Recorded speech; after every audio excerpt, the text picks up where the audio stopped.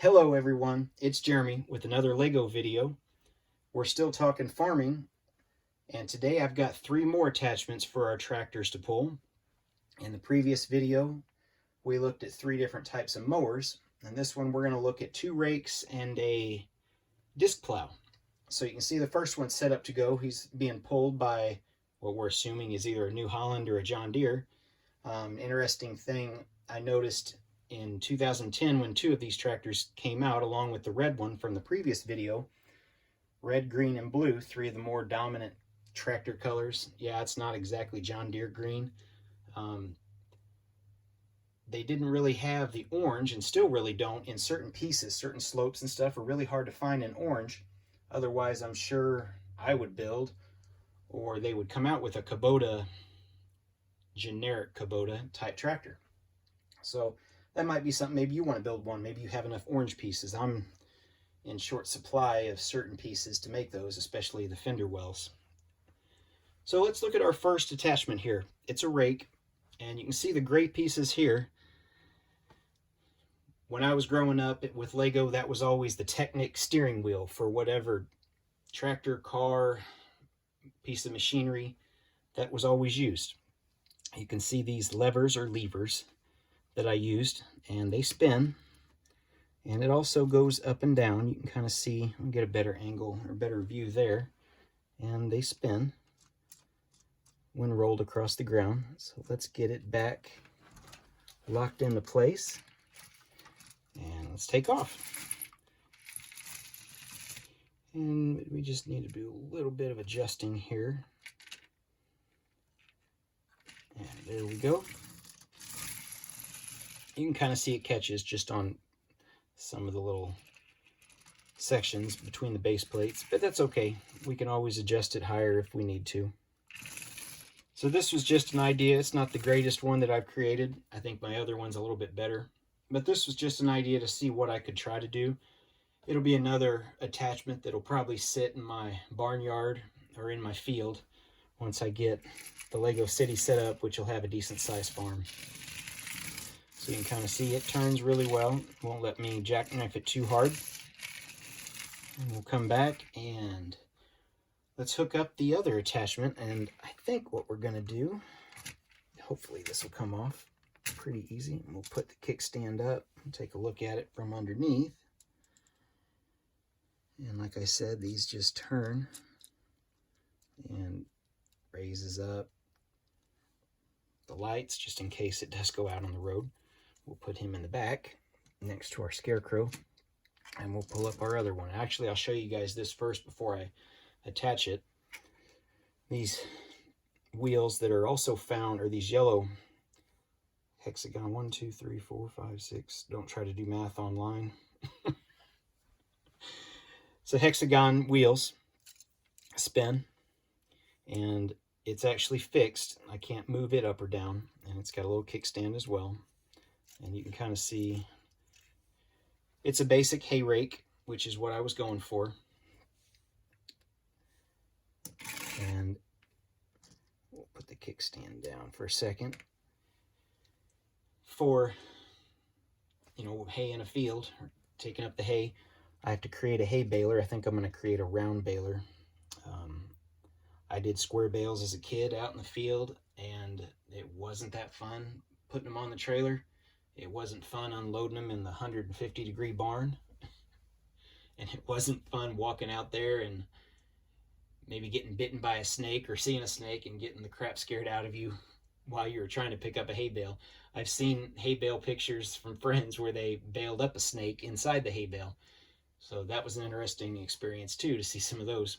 So I think we're going to end up skipping the square baler, which I'm not too sure. I've tried to do before, but it doesn't pull straight, since they're not really exactly dimensional or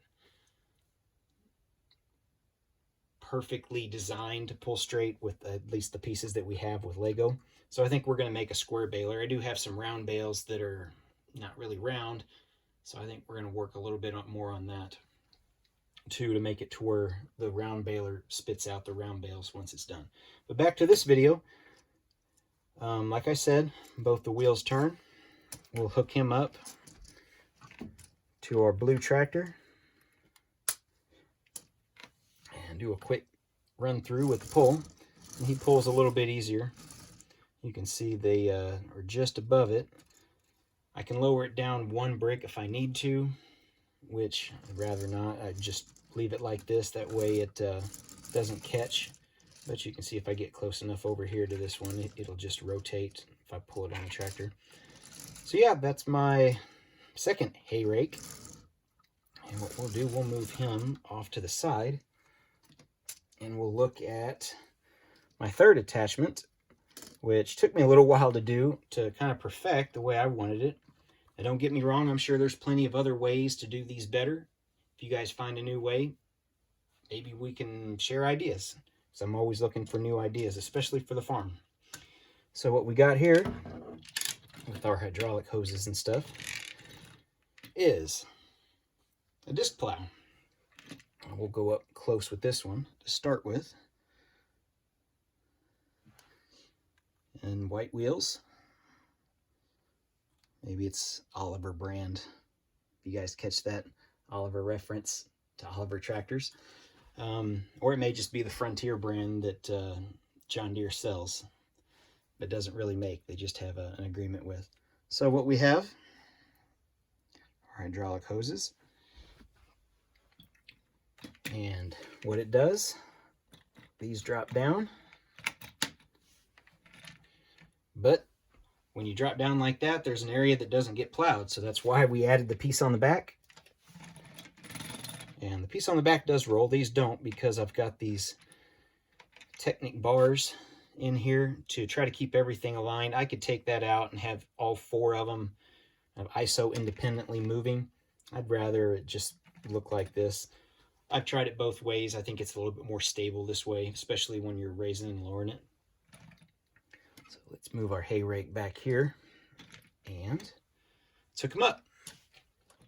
I always called these hookups the ball and joints as a kid.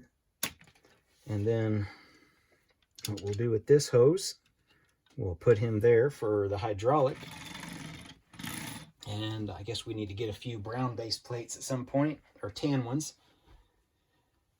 Put him out there, create a field, and put him to work out in the field on one side that we're not growing the crops on. So what we'll move him out of the way and get a little bit better angle. And you can see it has decent range of motion, and because the hose pulls it, it will pull it around a little bit. And then for transport, we raise the back up. We'll raise the sides up. I don't like to go way high. That's about as high as we can go. And it transports perfectly well to go down the road with it. If we used a road base plate or have it in front of our farm on the Lego highway. So what I will do here is add a few still shots at the end, like I always do. Maybe you guys have some ideas or want to see something closer up. I'm sure you guys can create something a little bit more perfected than this, but at least this gives you an idea on where to start. And we will hopefully see you in the next video. Thanks for watching, guys.